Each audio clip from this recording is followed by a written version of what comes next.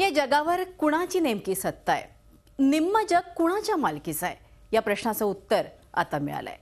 जगातली श्रीमंत आणि गरीब ही दरी अधिकाधिक रुंद होत असून सर्वाधिक श्रीमंत अशा 1% लोकांकडे जगाची निम्मी संपत्ती 2016 पर्यंत एकवटणार आहे। गरिबी हटवण्यासाठी काम करणाऱ्या ऑक्सफॅम या स्वयंसेवी संस्थेनं याबाबतची आकडेवारी जाहीर केलेली आहे। या आठवड्यात संस्थेची वार्षिक सभा स्वित्झर्लंडमधल्या दाओस इथं होते।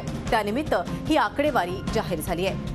Credit Suisse wealth data bank, Forbes billionaires list यांचा आधार घेऊन ऑक्सफॅमनं ही आकडेवारी तयार केलेली आहे। ऑक्सफॅमनं जाहीर केलेली ही धक्कादायक आकडेवारी आता बघूया। अर्ध जग हे आपण बघतो 1% श्रीमंतांच्या हाती राहणार। 1% लोकांकडे उरलेल्या सर्व जगापेक्षा अधिक पैसा, जगातली निम्मी संपत्ती 1% श्रीमंतांच्या हाती। ऑक्सफॅमच्या आकडेवारीतले हे अतिशय धक्कादायक असं वास्तव समोर येत आहे।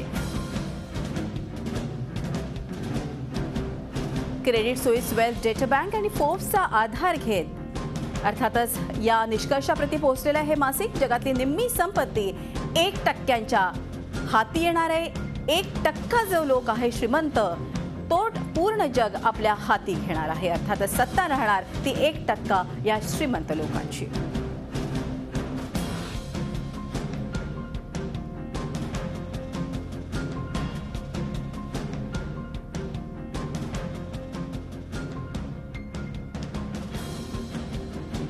त्यांच्या वाट्याला येणारा विकास सातत्यानं कमी होत जातो। 1% लोकांकडे उरलेल्या सर्व जगापेक्षा जास्त संपत्ती असेल अशा जगामध्ये राहायची आपली इच्छा आहे का?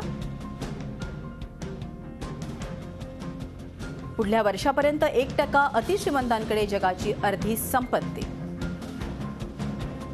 2014 मध्ये 48% संपत्ती 1% अतिश्रीमंतांकडे।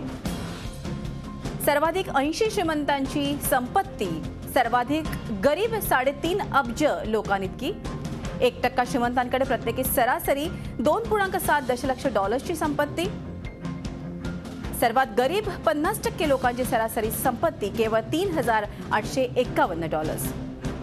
2014 मध्ये 1% श्रीमंतांच्या संपत्तीत 92 अब्ज डॉलर्सची वाढ झालेली आहे। चीनच्या अलिबाबा ग्रुपचे जॅक मा यांच्या संपत्तीमध्ये देखील वाढ झालेली आहे। वॉरेन बफे, मार्क झुकरबर्ग यांच्या संपत्तीमध्येही मोठ्या प्रमाणात वाढ झालेली आहे।